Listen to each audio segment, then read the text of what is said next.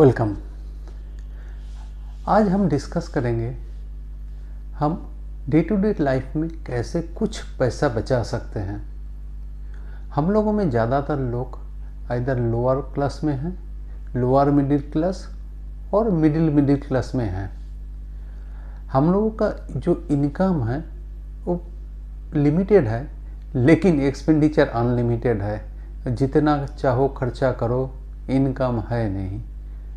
तो कैसे कुछ पैसा बचा सकता है, ये अपना रोज का ज़िंदगी में ये लेके डिस्कस करेंगे। मैं ये फॉलो करता हूँ, प्लीज़ सुन लीजिए। हो सकता है आपका भी काम में आ जाए। तो मैं 11 पॉइंट आपको बताऊंगा जिसमें हम डे टू डे लाइफ में कुछ पैसा सेव कर सकते हैं। ओके, शुरू करते हैं। पहला पैसा सेव करने का पहला मंत्र है अर्न मोर। आपका हर एक का कुछ ना कुछ आपका इनकम है, लेकिन मेरा कहने का मतलब है वो इनकम को इंक्रीज कीजिए। हो सकता है ये पॉसिबल नहीं हो जे आप जहाँ पे भी जो भी काम कर रहे हैं उसमें और भी ज़्यादा इनकम करना। आपका सैलरी फिक्स है, अगले साल से पहले आपका इंक्रीमेंट होने वाला नहीं है। आप कुछ बिजनेस कर रहे हो, उसमें भी फिक्स इनकम है, तो उससे ज़्यादा नहीं आप जा सकते हो। लेकिन तो करे क्या? मेरा हिसाब से आप एक काम कीजिए, जो आपका इनकम है, मेन इनकम है, उसके साथ और एक पैसिव इनकम स्टार्ट कीजिए। ऐसे कैसे करेंगे ये आपके ऊपर डिपेंड करता है, लेकिन बहुत सारे तरीका हैं। आपका कुछ पैसा आप शेयर मार्केट में डाल दीजिए। आप शेयर मार्केट के बारे में आपको कुछ आइडिया हो तो, नहीं हो तो आप कोशिश कीजिए और किसी जगह पे कुछ पैसा डाल दो। दूसरा, कोई जहाँ पे भी आपका कोई क्या बोलते हैं पेशान हो, उसमें से कुछ पैसा इनकम कर सकते हो। तो कुछ कंसल्टेंसी करके कुछ पैसा इनकम कर सकते हो। तो कुछ रेंट से पैसा इनकम कर सकते हो। तो कुछ इवेंट मैनेजमेंट करके पैसा इनकम कर सकते हो। तो जैसे भी हो आप आपका एक इनकम और भी ऐड कीजिए। आपका जो मेन इनकम है उसको रहने दीजिए, लेकिन साथ में और एक इनकम ऐड कीजिए। क्यों? खर्चा is going to be unlimited, लेकिन इनकम लिमिटेड है। तो आपको सब एक इनकम इंक्रीज करना है, चाहे कैसे भी करके आप एक इनकम के ऊपर डिपेंडेंट नहीं रह सकते हो। कोरोना हमें सिखा गया कि आप एक इनकम में और जिंदा रहो तो मुश्किल है। क्यों? आपका वो नौकरी चले जाए, आपका वो बिजनेस चला जाए, तो आप बिल्कुल कुछ नहीं कर पाओगे। तो इसीलिए एक इनकम और ऐड करो। आपको मिनिमम 2 इनकम होना चाहिए। जो लोग बहुत ज़्यादा रिचेस है उनका देखना कम से कम 25 से 30 इनकम एक्स्ट्रा है, मतलब 25 से 30 उनका पैसिव इनकम है। आप भी कोशिश करो एटलीस्ट 1-2 पैसिव इनकम, जहाँ पे भी आप कुछ करो ना करो आपको एक एक्स्ट्रा इनकम हो। कुछ ना हो, आपका वर्किंग आवर्स के बाद और कुछ काम करो, लेकिन एक इनकम आपका एक्स्ट्रा होना ही चाहिए। दूसरा मंथ ये है, कभी भी कोई बिजनेसमैन को देखना, स्पेशली मारवाड़ी बिजनेसमैन को देखना, वो हफ्ते में एक दिन पेमेंट नहीं करते हैं। वो कहते भैया आज तो फ्राइडे है, आज तो गुरुवार है, हम पेमेंट नहीं करेंगे। तो आप भी अपना ज़िंदगी में एक दिन ऐसा रखो जिस दिन आप कोई पैसा खर्चा नहीं करोगे, किसी को पेमेंट नहीं दोगे, चाहे कोई भी बिल हो उस दिन पेमेंट नहीं करोगे। इसमें देखना आप में एक डिसिप्लिन आ जाएगा, आपका खर्चा कंट्रोल करने का एक आदत बन जाएगा, जो आपको हेल्प करेगा आगे कुछ पैसा सेव करने के लिए। ठीक है। तीसरा है, आप अपना पैसा कुछ भी जैसे खर्चा करते हो तो वो आइदर कैश में करो और डेबिट कार्ड में करो। पैसा डेबिट कार्ड में करना का मतलब यही है, आप डेबिट कार्ड से वही पैसा खर्चा कर सकते हो जो आपके पास है, ठीक है ना। जो इतना आपका बैंक में है उतने ही खर्चा कर सकते हो। तो आप डेबिट कार्ड में से ही आपका जो भी ऑनलाइन पेमेंट है आप डेबिट कार्ड से ही करो। कभी भी क्रेडिट कार्ड यूज़ नहीं करना। इसका कारण ये है, क्रेडिट कार्ड का मतलब है आप वो पैसा खर्चा कर रहे हो जो आप अर्न किए ही नहीं। आप उधार लेके पैसा खर्चा कर रहे हो। क्रेडिट कार्ड का मतलब वही है, आप क्रेडिट में खर्चा कर रहे हो, आप खर्चा कर दिए लेकिन आप अर्न किए नहीं। तो वो खर्चा मेंटेन करने के लिए आपको आगे अर्निंग करना पड़ेगा, और जो आपका रेगुलर अर्निंग है उसमें से आपको कुछ पैसा जो पहले खर्चा किया था उसमें देना पड़ेगा। इसका मतलब आपका रोज का ज़िंदगी जो है वो पहले से खराब होगा। और एक कारण है क्रेडिट कार्ड यूज़ ना करने का, क्रेडिट कार्ड का जो पेमेंट है कभी मिस कर जाओ तो उसका जो इंटरेस्ट रेट है मोटा मोटी 2% से 2.5% पर मंथ, मतलब 24% से लेके 30% तक सालाना। अब ये सोचो आप सेविंग कितना करते हो। आप सेविंग में पैसा रखो सेविंग अकाउंट में, और फिक्स में भी रखो, तो आपको 6% से ज़्यादा कोई नहीं देता। लेकिन आप क्रेडिट कार्ड से वो पैसा क्रेडिट कार्ड यूज़ करो तो आपको, और बाई चांस कभी आपका एक भी पैसा मिस हो जाए तो आपको 24 to 30% आपको पेमेंट करना पड़ेगा, वो भी कंपाउंड इंटरेस्ट में। हो सकता है कभी कोई कारण में कोई, देखिए कोई तो बोल नहीं सकता जी ज़िंदगी कैसा है, कल आपका क्या होगा, तो हो सकता है 3 महीना आप पेमेंट नहीं कर पाए तो ये कंपाउंड इंटरेस्ट लगेगा। 1 साल का अंदर देखना, आपने 10,000 क्रेडिट कार्ड से खर्चा किया तो आपको मिनिमम 20,000 पेमेंट करना पड़ेगा, ठीक है। तो ये कोशिश करो, और स्पेशली सैलरीड एम्प्लॉयड जो है जिनका इनकम फिक्स है, आगे कोई चारा नहीं है जो अगले महीने में इंक्रीज होगा, उन लोगों के लिए तो क्रेडिट कार्ड यूज़ करना बहुत बेकार है। आप डेट ट्रैप में फंस जाओगे, ठीक है। तो आप एक काम करो, डेबिट कार्ड ही यूज़ करो। हो सकता है आपको कभी क्रेडिट कार्ड यूज़ करना पड़ जाए, तो उस मामले में आप क्या करोगे, आप क्रेडिट कार्ड तभी यूज़ करो जब आपको मिनिमम पता है जो पूरा पैसा आप at least 80% of money spent on credit card you can pay in next 35 to 40 days. आपको लगे आप 35 से 40 दिन का अंदर वो पैसा रिटर्न कर सकते हो तो आप क्रेडिट कार्ड यूज़ कर सकते हो। आपके कोई सियोरिटी नहीं है जो अगले 35-40 दिन में आप वो पैसा पे कर पाओगे कि नहीं, तो आप क्रेडिट कार्ड यूज़ मत करो, ठीक है। वो 35-40 दिन जो है क्रेडिट कार्ड का, उसमें आपको चार्ज नहीं लगता है, तो उसमें आप वो बेनिफिट ले सकते हो। और एक चीज़ है, आप क्रेडिट कार्ड में, हर credit card money you spend, कुछ ना कुछ आपको कोई ना कोई फ्री गिफ्ट आपको मिलता ही है किसी न किसी जगह पे। वो थोड़ा चेक कर लो तो आपको वो अच्छा होगा। एक बार चेक कर लो, कभी पता चला SBI कार्ड आपको 5% दे रहा है इस फ्लिपकार्ट से कुछ खरीदने के लिए, कभी अमेजन दे रहा है, तो आप चेक कर लो, तो उसमें कुछ रिवार्ड, कुछ पॉइंट आप मिलेगा।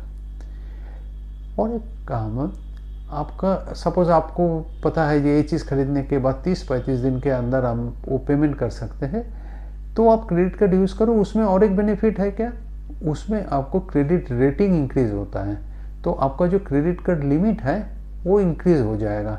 ये आपके लिए एक बहुत बड़ा बेनिफिट है, आप ऐसे क्रेडिट में कुछ लेना चाहते हो तो, ठीक है। दूसरा है, आप कभी भी कोई चीज़ खरीदोगे ना तो वो एक बार कंपेयर कर लेना।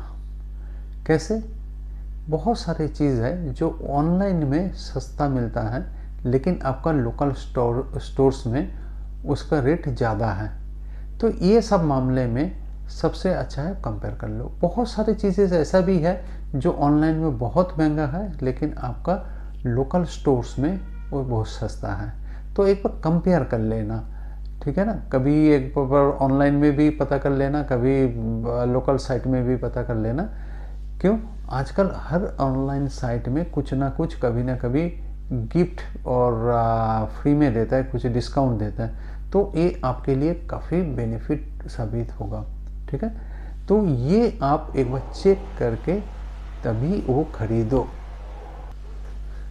नेक्स्ट है, कभी भी खरीदने से पहले आप एक शॉपिंग लिस्ट तैयार करो। याद है कभी हम जब इसमें जाते थे ना किराना की दुकान में, तो 5-10 चीज़ का महीना में खरीदने से पहले एक लिस्ट बना लेते, ये धनिया चाहिए, ये चाहिए, वो चाहिए, तो एक लिस्ट बना लेते हैं, तो हमें याद भी रहता है हमें क्या खरीदना है, हम एक्स्ट्रा चीज़ खरीदते भी नहीं हैं। देखिए मॉल हो, जितने भी ऑनलाइन साइट हो, फ्लिपकार्ट, अमेजन वगैरह, सभी में कोई ना कोई प्रोडक्ट में बहुत ज़्यादा डिस्काउंट मिलता है। कभी कभी अपना किराना का दुकान में भी देखोगे, लेकिन वो चीज़ आप में ज़रूरत नहीं है। सपोज़ आपको कोई चीज़ ज़रूरत नहीं है तो लेकिन आपको 60% ऑफ मिल रहा है, तो हम लोगों में बहुत सारे लोग क्या करते हैं, वो चीज़ हम खरीद लेते हैं जो हमें ज़रूरत नहीं है, वो 60% का लाभ उठाने के लिए, लेकिन बेसिकली वो आपका कोई मतलब नहीं है। तो एक शॉपिंग लिस्ट तैयार कीजिए, उसमें से जो भी चीज़ चाहिए वो टिक मार्क कीजिए और उसमें वो खरीदिए। चाहे जो चीज़ आपको ज़रूरत नहीं है, चाहे 60% क्या 70% भी आपको दे दे तो आप उसको मत खरीदें, ठीक है ना। और एक चीज़ है, कोई भी आइटम, बड़ा आइटम खरीदने से पहले आप 30 दिन रुक जाइए। आप देख लीजिए 30 दिन वो आइटम के बिना आप रह सकते हैं कि नहीं। 30 दिन रह सकते तो और 30 दिन वेट कर लीजिए, 60 दिन, बस 60 दिन आप वेट कीजिए, वो चीज़ नहीं खरीदे। 60 दिन बीत जाने के बाद भी आपको लगे तो आप बार दोबारा रीअसेस कीजिए, सोचिए कोई भी चीज़ आपका इतना इम्पोर्टेंट हो ही नहीं सकता है जो 60 दिन बिना आप चला सकते हो उस आइटम का, उस इक्विपमेंट का, कुछ भी हो, वो चीज़ छोड़ के आप 60 दिन चला सकते हो तो आप साल भर भी चला सकते हो, तब वो आइटम बिल्कुल मत खरीदिए, ठीक है ना। क्यों, आपको वो ज़रूरत नहीं है, बेसिकली वो आपका नेसेसिटी नहीं है, वो आप दिखाने के लिए खरीद रहे हो। जो नेसेसिटी नहीं है वो चीज़ बिल्कुल मत खरीदे। क्यों, जब आपका नेसेसिटी नहीं है तो वो चीज़ का कोई कीमत नहीं है, आपको खाली दूसरे के लिए खरीद रहे हो। मैं देख के क्या बोलूँ, वो देख के क्या बोलेगा, आपका थोड़ा स्टेटस इम्प्रूव होगा ये सोच के खरीद रहे हो, लेकिन उसमें कोई बेनिफिट नहीं है, कोई स्टेटस कुछ भी इम्प्रूव नहीं होने वाला है क्योंकि कोई आपको देखने वाला नहीं है। जो आप हो वही हो, लोग उतना ही आपको रिस्पेक्ट देगा। कोई चीज़ खरीदने के उसका घर में 56 इंच का LED है तो आपको भी चाहिए, ऐसा कोई ज़रूरत नहीं है। आप जो है उसमें से काम चलाओ, उसी में ही आपका अच्छा है। वो ज़्यादा खरीदने का मतलब नहीं है दूसरे के लिए, ठीक है। और अच्छा, और एक चीज़ है, सपोज़ आप घूमने जाते हो तो आप कोई भी चीज़ ऐसे खरीद लेते हो जो खाली वो ट्रैवलिंग के लिए चाहिए। जैसे कोई भी चीज़ ऐसा मत खरीदो जिसको आप बहुत कम यूज़ करते हो, वो चीज़ आप रेंट में ले लो, ठीक है ना। जैसे जो मैं कह रहा था कि आप कभी ट्रैवलिंग में जा रहे हो तो ट्रैवलिंग में आपको एक प्रोफेशनल कैमरा चाहिए वीडियोग्राफी करने के लिए। आजकल तो ट्रैवलिंग का मतलब यही है, किसी भी जगह पे जाओ तो जगह एंजॉय कम करो लेकिन फ़ोटो ज़्यादा खींचो, हम भी करते हैं। लेकिन आपका एक प्रोफेशनल कैमरे का कीमत 1 लाख से ऊपर है। अभी उस कितने बार करोगे, 3 दिन 4 दिन, 3-4 बार साल में, मतलब 15 दिन भी आपका यूज़ नहीं है साल में, 20 दिन मान लो, लेकिन बाकी 11 महीना आपको उसका ज़रूरत नहीं है। उसके बाद ऊपर परे ख़राब हो जाएगा। तो एक काम करो, वो चीज़ आप रेंट में ले लो। आजकल हर चीज़ रेंट में मिलता है, चाहे वीडियोग्राफी के लिए प्रोफेशनल कैमरा हो, इवन घूमने जाने के लिए जो लेडीज़ पार्ट्स है ना, वो भी आजकल किराए पे मिलता, रेंट पे मिलता है। तो जो चीज़ आपको फ्रीक्वेंट ज़रूरत नहीं है, वंस अपॉन ए टाइम का ज़रूरत है, तो वो चीज़ आप रेंट में ले लो, वही सबसे अच्छा है। वो आपका बहुत फ़ायदा है, आपके भी लिए भी फ़ायदा, जो रेंट दे रहा है उनके लिए भी फ़ायदा, ठीक है ना। और एक चीज़ कर लीजिए, ये जो है आपका जो सेविंग्स है, सेविंग्स बहुत जल्दी स्टार्ट कर लीजिए। मतलब जब आपका इनकम जनरेट होना शुरू होता है, जैसे आपको 25 साल 27 या 30 साल में नौकरी मिला, तो आप ये मत सोचिए जे ठीक है अभी तो खर्चा है, अभी फैमिली बड़ा हो जाए, उसके बाद थोड़ा सा रिस्पॉन्सिबिलिटी कम हो जाए तब सेविंग करेंगे। सेविंग करने के लिए बहुत टाइम है। Saving start saving early. जितना जल्दी आप सेविंग शुरू करेंगे उतना आपका मनी ग्रो करेगा। 50 साल में आप सेविंग स्टार्ट करो और हर महीना में 1 लाख रुपया भी डिपॉजिट करो ना, जब आप रिटायरमेंट होंगे उसमें जितना पैसा मिलेगा, और आप 30 साल में सेविंग स्टार्ट करो, ठीक है ना। तो आप 10,000 दे के भी करो ना, वो 1 लाख के 50 साल में जो आप 1 लाख के कर रहे हो ना, उसका बराबर होगा। क्यों? इधर भी वो कंपाउंड इंटरेस्ट काम करता है। आपका जो 1 साल के, सपोज आप 30 साल में स्टार्ट किया सेविंग, ठीक है ना, 1 साल में जो भी पैसा हुआ वो पैसा के ऊपर जो मतलब इंटरेस्ट मिला, उस इंटरेस्ट के ऊपर भी इंटरेस्ट मिलेगा। जैसे हमने पहले क्रेडिट कार्ड के बारे में बताया, वो आपके लिए बहुत ही अच्छा होगा, ठीक है ना। वो पैसा भी बहुत ज़्यादा बनेगा। Start early saving. तीसरा बात, LIC वगैरह जो हम लेते हैं ना, LIC का प्रीमियम ये पहले ले लीजिए। जब आप करियर स्टार्ट करते हैं ना, तब वो LIC का प्रीमियम ले लीजिए, लेकिन फॉर लॉन्गर पीरियड ले लीजिए। सपोज आप 30 साल में एक LIC लेते हो, आपका प्रीमियम बहुत कम होगा, वो 30 साल के लिए ले लो, मतलब 60 साल तक आपका वो कवरेज करेगा, ठीक है ना। लेकिन आप 50 में 40 में वो लो ना, जितनी ज़्यादा इंक्रीज़ होता जाएगा एज, उतना प्रीमियम भी इंक्रीज़ होता जाएगा, लेकिन आपका तो सेविंग्स उतना ही होगा, ठीक है ना। तो जितना जल्दी LIC वगैरह इंश्योरेंस है वो पहले ले लो, अर्ली स्टेज में ले लो। ये अर्ली स्टेज में लेने में बहुत ज़्यादा बेनिफिट है, प्रीमियम बहुत कम लगता है और सेविंग्स भी ज़्यादा होता है, ठीक है। लास्ट ये एक चीज़ याद रखना, आप जितने भी पैसा इनकम कर रहे हो उसका एक मेंटली सोच लो। जो आप 100 रुपया इनकम कर रहे हो तो उसमें आपको कुछ पैसा पहले ही सेविंग करना है, चाहे खर्चा कितने भी हो। तो आइडियल जो है, जो मैं फॉलो करता हूँ और बाकी लोग, काफ़ी लोग शायद फॉलो करता होगा, ये है 60-20-20 रेशियो। मतलब आप 100 रुपया इनकम करते हो तो उसमें से 60 रुपीज़ जो है वो आपका डेली लाइफ के लिए खर्चा करो, जो आपका डेली रिक्वायरमेंट है, आपका फैमिली चलाने के लिए जो भी है, स्कूल ट्यूशन है, मेडिकल है, जो भी जितने भी है सारी चीज़ रेगुलर खर्चा, वो आप 60% में रखो। 20% पैसा जो है ये रखो आप आपका जो शौक है वो पूरा करने के लिए, अनवांटेड और सडन एक्सपेंडिचर के लिए। सपोज अगले महीने में आपका कोई रिश्तेदार का शादी है, आपको जाना है, तो वो पैसा आप, वो जो 20% पैसा है ना महीना का जो है, उस पैसा से खर्चा करो। आपका कोई भी एक्सपेंडिचर, अनवांटेड एक्सपेंडिचर और सडन एक्सपेंडिचर आपका इनकम का 20% से ज़्यादा नहीं होना चाहिए, ठीक है ना। उसको कोशिश करो जैसे उसमें रखने के लिए, और पहले और बाकी जो 20% है वो आपको सेविंग करना ही है किसी हालत में।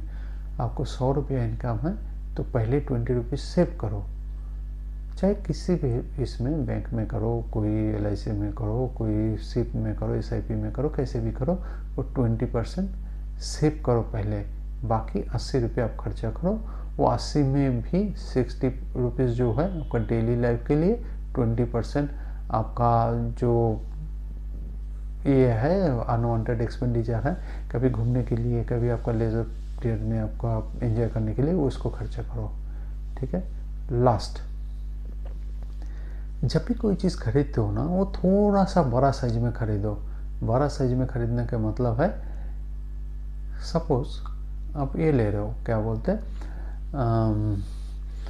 टूथपेस्ट ले रहे हो एज एग्जाम्पल, हर महीने में लगता है, ठीक है ना, आप वो फैमिली साइज ले लो, तो उसमें क्या है ना, जितना बड़ा खरीदोगे उतना रेट थोड़ा कम होगा, आपको तो लगना ही है।